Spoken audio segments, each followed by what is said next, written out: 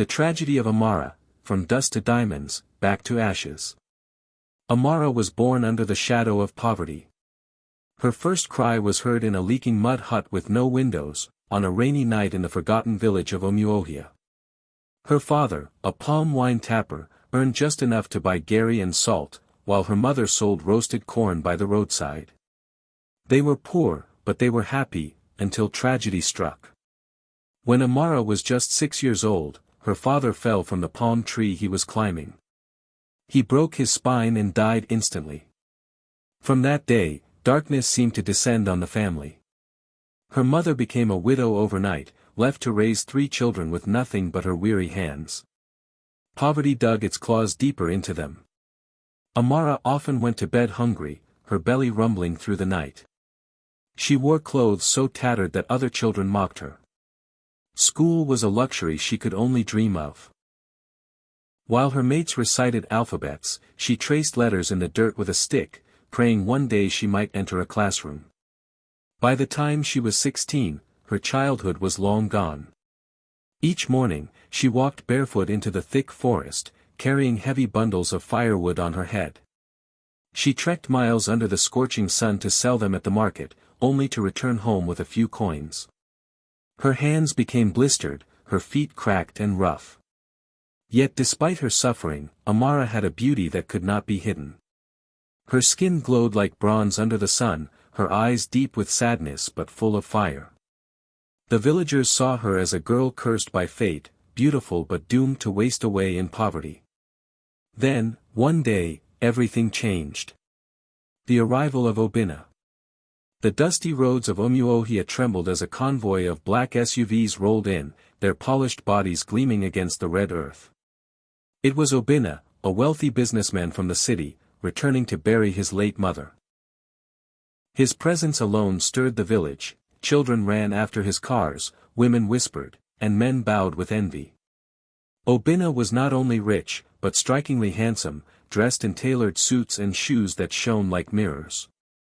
He carried the air of power, the scent of money, and the arrogance of a man who had conquered the world. At the village stream, fate brought him and Amara face to face. She was bent over, washing clothes, her faded wrapper clinging to her slender frame. Strands of hair clung to her damp forehead, her hands raw from scrubbing. She didn't even notice him at first, but he noticed her. Something in her raw beauty, her innocence, and the quiet sadness in her eyes pierced him. He asked about her. When he learned of her poverty, of her life of suffering, he smiled.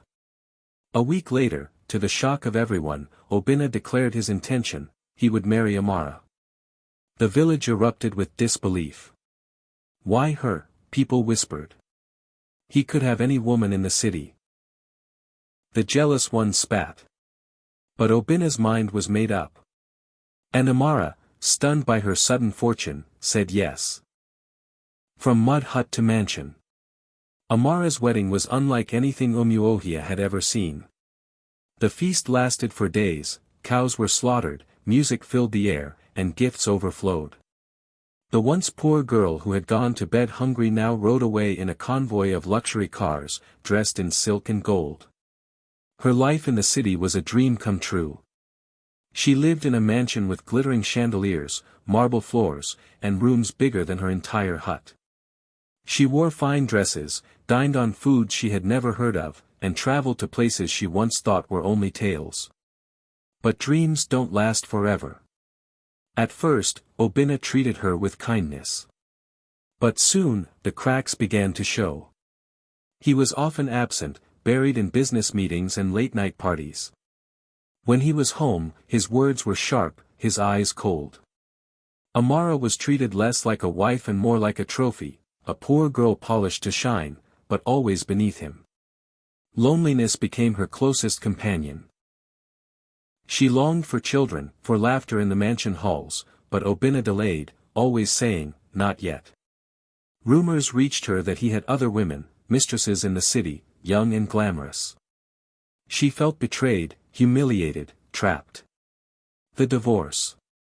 After years of enduring neglect and heartbreak, Amara did something no one expected: she asked for a divorce. Obinna was furious. How dare the poor village girl he lifted from nothing challenge him? He laughed at her, mocked her, called her ungrateful. But Amara had changed. She was no longer the barefoot girl at the stream, she had learned, she had grown, she had found her voice. With fierce determination and the backing of clever lawyers, she demanded her share, 50% of his property. The battle was long and bitter. Obinna fought to crush her, but the court sided with Amara. In the end, she walked away with half of everything he owned, lands, businesses, houses, wealth beyond imagination. The world looked at her differently now. She was no longer the poor girl from Umuohia. She was rich, powerful, untouchable. But wealth is not the same as happiness. The fall. Amara lived in a grand mansion, with servants at her call, cars lined up in her garage, and bank accounts overflowing. Yet she was empty. At night, she lay awake, staring at the ceiling, haunted by loneliness. She had no children to comfort her, no husband to share her bed, no family close enough to lean on. Money filled her hands but left her soul hollow.